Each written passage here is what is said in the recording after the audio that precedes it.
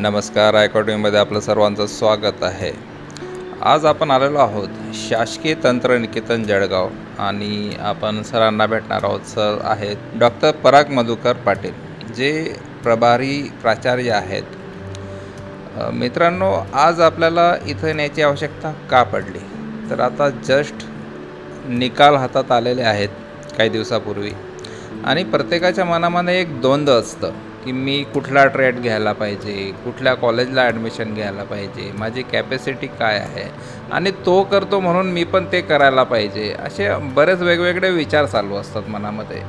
त्यात मुख्यत्वे हे की प्रॉपर गायडन्स कोणाचं मिळत नाही, त्यामुळे तो चुकीच्या मार्गाने लागतो, चुकीच्या ठिकाणी ॲडमिशन घेतो आणि काही वर्षानंतर 6 महिन्यानंतर त्याला कळतं की अरे मला हे XYZ करायचं होतं, पण मी या ठिकाणी मित्रांसोबत आलो आणि आता त्याला मात्र ते आवडत नसतं आणि रिटेक जाण्याचा काही प्रश्नच नाही, कारण त्याचं वर्ष ते निघून गेलेलं असतं। तर या सर्व घटना घडू नयेत, योग्य मार्गदर्शन मिळावं आणि त्याचा योग्य वे काय आहे, म्हणजे ज्याला आपण सर जसं म्हणतात तसा राजमार्ग त्याचा नेमका काय आहे, त्याबद्दल आपण आज सरांसोबत डिस्कस करूया आणि त्यांच्याकडून माहिती उपलब्ध करून घेऊया।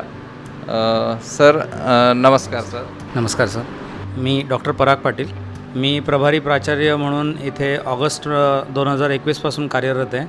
तसा माझा मूळ परिचय म्हणजे मी या संस्थेचा 1994 साली स्वतः डिप्लोमा सिव्हिल केलेला आहे आणि ती जी नाळ माझी या संस्थेपासून त्यावेळेसपासून जुळलेली आहे। आणि महत्त्वाचं म्हणजे या संस्थेच्या आधीपासूनच्या जे काही आम्ही स्वतः बघितलेलं आहे, तर शासकीय तंत्रनिकेतन जळगाव या संस्थेमध्ये कार्यरत असल्याकारणामुळे बरेचसे वेगवेगळे कामाच्याबद्दलचं जे आहे ॲडमिशनपासून इतर सगळ्या बाबी, तर मला हे करण्याची संधी मिळते। तर त्या दृष्टिकोनातून आता सरांना जे काही शंका आहेत त्याचे मी प्रश्नाचे उत्तर नक्की देतो। नक्कीच सर, आपण या कॉलेजसोबत म्हणजे आधीपासूनच जोडून आहात, त्यामुळे आपल्याला यातले बऱ्यापैकी खाचे गाडगे आणि डिटेल्स माहिती आहे। सर, मी आपल्याला एक विचारू इच्छितो की जसं डिप्लोमाचे शिक्षण आहे ते मुलांनी का घ्यावे, म्हणजे कुठल्या मुलांनी डिप्लोमाचे शिक्षण घ्यायला पाहिजे, याबद्दल काय सांगू शकाल? आपल्याला सर्वांना कल्पना आहे की 11वी 12वी डिप्लोमा आणि ITI या साधारण एक मूळ 3 वाटा आपण जर 10वी नंतरच्या बघितल्या, तर कोणत्या विद्यार्थ्यांनी कुठल्या वाटेवरती जावं याच्याबद्दलचं जसं सरांनी सांगितलं तसा एक संभ्रम आपल्या मनामध्ये जर असेल, तर थोडंसं आधी त्याचा अभ्यास करा की 11वी 12वी करणाऱ्या विद्यार्थ्यांच्या मागच्या भूमिका ज्या असतात, ज्यांना मेडिकल सेक्टरकडे जायचं असेल, फार्मसीकडे जायचं असेल किंवा अजून इतर क्षेत्र आहेत, या विद्यार्थ्यांना त्या वाटेला किंवा ज्यांना कॉमर्स बॅकग्राऊंडमधून किंवा आर्ट्स बॅकग्राऊंडमधून पुढे शिक्षण घ्यायचे असतील, या विद्यार्थ्यांना निश्चितच याच्यामध्ये खूप फायदा असतो। परंतु डिप्लोमा एज्युकेशन आणि 11वी 12वी याचा जर आपण एक थोडंसं तुलनात्मक विचार केला, तर नक्कीच मी आपल्याला सांगू इच्छितो की 10वी नंतर 3 वर्षाचा डिप्लोमा विदाऊट एनी CET आपल्याला ॲडमिशन मिळते।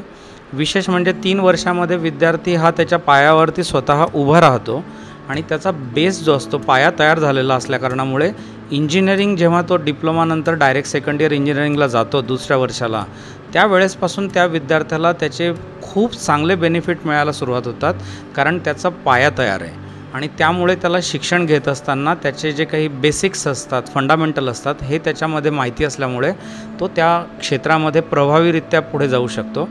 आपण जर थोडंसं एक स्टॅटिस्टिक बघितलं असेल की 12वी नंतर फर्स्ट इयरला आलेल्या मुलांचं जर आपण रिझल्टचं आकलन केलं किंवा ॲनालिसिस बघितलं, तर फर्स्ट इयरचा इंजिनिअरिंगचा जो निकाल असतो हा अत्यंत कमी लागतो।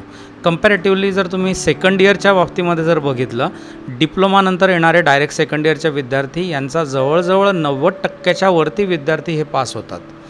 त्यामुळे आपल्याला हा एक फरक हा तुलनात्मक कोणालाही विचारून बघता येईल। आणि सगळ्यात महत्त्वाचा मुद्दा म्हणजे डिप्लोमाचं एज्युकेशन घेतल्यानंतर विद्यार्थ्याला त्याच्या स्वतःच्या पायावरती उभं राहता येतं, तो स्वतःचा जॉब किंवा बिझनेससुद्धा करू शकतो आणि यामुळे त्याला या 3 वर्षामध्ये डिप्लोमाच्या एज्युकेशनच्या कालावधीमध्ये आम्ही या गोष्टी सगळ्या समजावून सांगत असतो। विशेषतः प्रोफेशनल कसं व्हावं याबाबतचं विशेष मार्गदर्शन या 3 वर्षामध्ये त्याला मिळत असल्याकारणामुळे तो त्याच्या 3 वर्षानंतर वयाच्या म्हणजे एक 20 वर्षापर्यंत तो स्वतःच्या पायावर उभं राहतो आणि त्याच्या कुटुंबाची जबाबदारीसुद्धा घेऊ शकतो. नक्कीच सर, ही गोष्टी खरंच विद्यार्थ्यांना माहीत नसेलच आणि या सब्जेक्टकडे मुलं नक्कीच वळतील. पण नेमकी या प्रवेशासाठी प्रक्रिया काय काय आहे, म्हणजे नेमकं काय करावं लागेल जो इथं ॲडमिशन घेऊ शकेल? या प्रवेश प्रक्रियेमध्ये काही महत्त्वाचे टप्पे जर आपण बघितले तर पहिला टप्पा जो असतो तो तुमचा अर्ज करणे. आता बऱ्याच विद्यार्थ्यांना ही गोष्ट माहिती आहे की आपल्याला ज्या कॉलेजमध्ये जायचं आहे त्या कॉलेजला जाऊन अर्ज भरावा लागेल. इथे अशी नाही आहे. महाराष्ट्र राज्याचं तंत्रशिक्षण संचालनालय यांच्याकडे ही पूर्ण महाराष्ट्र राज्याच्या ॲडमिशनची जबाबदारी असते आणि ह्या ॲडमिशनसाठी एक विंडो सिस्टीम म्हणजे वन विंडो सिस्टीमच्या अंतर्गत एकच अर्ज पूर्ण महाराष्ट्रातल्या डिप्लोमा कॉलेजेससाठी विद्यार्थ्यांना करायचा असतो. कोणालाही वैयक्तिक त्या कॉलेजला जाऊन अर्ज करायची गरज नाही. तुम्हाला 300 चॉईस दिलेले असतात एका वेळी. त्या ठिकाणी तुम्ही त्या 300 चॉईसपैकी ज्या ठिकाणी ज्या कॉलेजमध्ये ज्या ब्रांचला अर्ज करायचा असेल त्या ब्रांचेससाठीची निवड या माध्यमातून आपल्याला एका अर्जाच्या माध्यमातून करता येते. यासाठी अर्ज करत असताना महत्त्वाची जी प्रक्रिया आहे तर अर्ज करणे हा जो भाग आहे हा ऑनलाईन पद्धतीने महाराष्ट्र शासनाने सुरू करून दिलेला आहे. आमच्या डायरेक्टर जे आहेत अत्यंत डायनॅमिक असल्याकारणामुळे सरांनी कोरोनाच्या कालावधीमध्येच हा एक मुद्दा बघितला होता की विद्यार्थी घर बसलेले आहेत आणि विद्यार्थ्यांना मग आपण कशा पद्धतीने त्यांना फॉर्म भरायला सांगायचं. तर ऑनलाईन मोबाईलवरती सुद्धा फॉर्म भरता येईल आणि मोजक्या 4 ते 5 मिनटामध्ये हा फॉर्म कसा कन्फर्म होईल याचीसुद्धा आपण जाणीवपूर्वक अगदी सगळी स्टडी करून त्याचं एक डेमॉन्स्ट्रेशन विद्यार्थ्यांकडून करून ही प्रक्रिया सुरू ठेवलेली आहे. तर विद्यार्थी सुविधा केंद्रांमध्ये सुद्धा जाऊ शकतात. जे महाराष्ट्र राज्यामध्ये असलेले काही डिप्लोमा कॉलेजेस आहेत यांना सुविधा केंद्र म्हटलं गेलेलं आहे. या सुविधा केंद्रामध्ये पण जाऊ शकतात. पण काही विद्यार्थ्यांना भाडं खर्च करून जर कुठून ट्रॅव्हल करून यायचं नसेल तर तो घर बसल्यासुद्धा जी काही आपल्या कॉलेजच्या वेबसाईट गव्हर्नमेंटच्या वेबसाईटवरती जी माहिती दिलेली आहे त्या आधारे तो सुद्धा डेमो बघून फॉर्म भरू शकतो. आणि एक एक टप्पा मुलांनी जर व्यवस्थितरित्या फॉर्म भरला समजून घेतलं तर मग त्यांना काही अडचणी येत नाही. दुसरी जो टप्पा असतो याच्यामध्ये त्यांना मेरिट लिस्ट लागते. या मेरिट लिस्टमध्ये गुणवत्ता यादीमध्ये मुलांना बघायचं असतं की आपल्या याच्यामध्ये काही चुका झालेल्या आहेत का, काही करेक्शन करायचे आहेत का. त्या करेक्शन करण्यासाठीचा एक कालावधी असतो त्याला आपण ग्रीव्हन्सेस पिरियड म्हणतो आणि हा ग्रीव्हन्सेस पिरियडमध्ये मुलांनी ह्या करेक्शन्स करायचे असतात.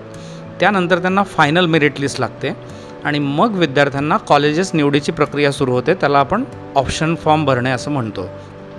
एकदा मुलाने ऑप्शन फॉर्म भरला की त्या विद्यार्थ्याला कोणत्या कॉलेजला कोणत्या ब्रांचला ॲडमिशन मिळाली याचं एक अलॉटमेंट लिस्ट लागते आणि ही जी अलॉटमेंट लिस्ट आहे या आधारे विद्यार्थ्याला ठरवायचं असतं की त्याला ॲडमिशन घ्यायची की नाही घ्यायची. मग एखादा विद्यार्थी म्हणाला की मला दुसऱ्या राऊंडला प्रयत्न करायचा आहे तर त्याने नॉट फ्रीज या बटनावरती क्लिक करावं. जर विद्यार्थ्याला असं वाटलं की मला आता कन्फर्म करून टाकायची ॲडमिशन जे मिळालं आहे ते योग्य कॉलेज आणि योग्य ब्रांच आहे तर त्याने फ्रीज या बटनावर क्लिक करावं. अशा वेगवेगळ्या प्रक्रियांच्या माध्यमातून विद्यार्थ्याची प्रवेशाची प्रक्रिया ही पूर्ण होत असते आणि सर्वात शेवटी ज्या कॉलेजला ज्या ब्रांचला त्याला ॲडमिशन मिळालेली आहे आणि तो जर घ्यायला इच्छुक असेल तर त्याने लगेच त्या कॉलेजला जाऊन जसं कन्फर्म केलं तसं त्याने जाऊन त्या कॉलेजमध्ये ही प्रवेश प्रक्रिया जी असेल डॉक्युमेंटेशन जमा करून फी भरून ती करायची असते.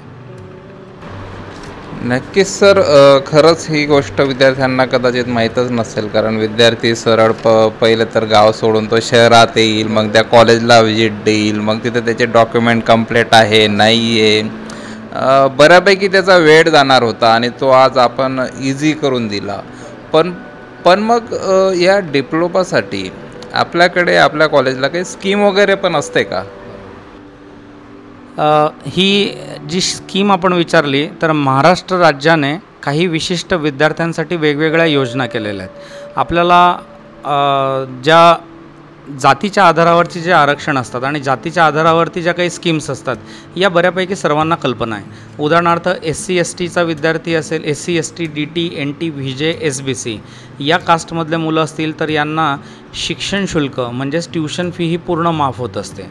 एखाद्या कॉलेजमध्ये उदाहरणार्थ गव्हर्नमेंट पॉलिटेक्निक जळगावची फी 6,000 आहे तर या मुलांना 6,000 भरावे लागणार नाही. अशी ही स्कीम आहे कॅटेगरीच्या आधारावर म्हणजेच जातीच्या आरक्षणाच्या आधारावर. जे विद्यार्थी OBCमध्ये असतील त्या विद्यार्थ्यांना 50% माफ होते म्हणजे 50% त्यांचं शिक्षण शुल्क माफ होतं. ओपनमधला मुलगा असला आणि त्याच्याकडे जर 8 लाखाच्या आत उत्पन्नाचा दाखला असला तर त्याला इकॉनॉमिकली बॅकवर्ड क्लास EBC ही सवलत मिळते. आता ही जी सवलत आहे यामध्ये सुद्धा 50% ट्यूशन फी माफ होत असते. म्हणजे एखाद्या विद्यार्थ्याचं जर आपण आर्थिक आरक्षण जर म्हटलं तर हे आर्थिक आरक्षणसुद्धा त्याला मिळतं. अजून 2 महत्त्वाच्या योजना आहेत. एक TFWS tuition fee waiver scheme.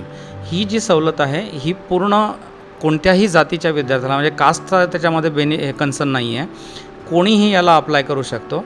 60 जागा जर एखाद्या संस्थेमध्ये असतील तर त्याच्या 5% जागा वाढीव त्यांना ॲडिशनली मिळतात आणि याला आर्थिक आरक्षणाच्या दृष्टिकोनातून त्या विद्यार्थ्याला पूर्ण ट्यूशन फी माफ होते. आता याचा फायदा काय होतो बघा.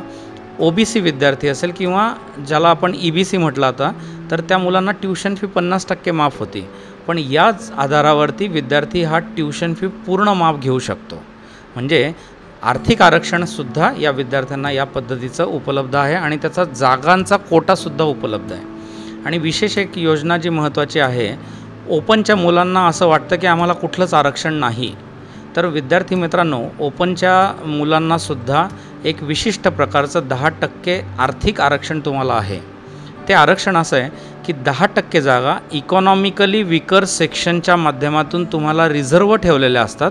त्याच्यासाठी फक्त प्रांत ऑफिसकडून तुम्हाला एक प्रमाणपत्र मिळवायचं असतं की तुम्ही कोणत्याही जातीच्या याच्यात गटात मोडत नाही आणि तुमचा पालकांचं उत्पन्न हे 8 लाखाच्या आत मर्यादित आहेत. एवढं जर तुम्ही सर्टिफिकेट मिळवलं तर तुमच्याकडे हा एक EWSचा एक राजमार्ग आहे ज्याच्यामध्ये 10% जागा राखीव आहेत. 60 जागांमागे 6 जागा त्या ब्रांचसाठी राखीव आहेत.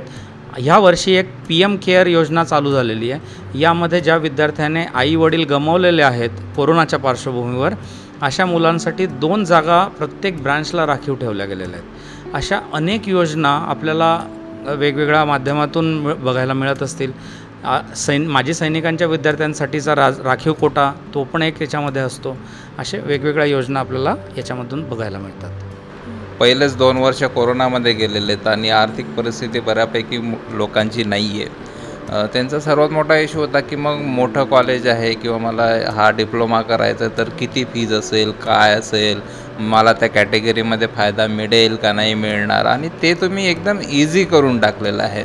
जसं तुम्ही आता ॲडमिशनबद्दल सांगितलं, कॅटेगरीबद्दल सांगितलं, डिप्लोमाबद्दल सांगितलं, वेगवेगळे कोर्स सांगितले, पण मग असेही बरेच स्टुडंट आहेत की ज्यांना कमी पर्सेंटेज आहेत, की सो अँड सो पास झालेले आहेत.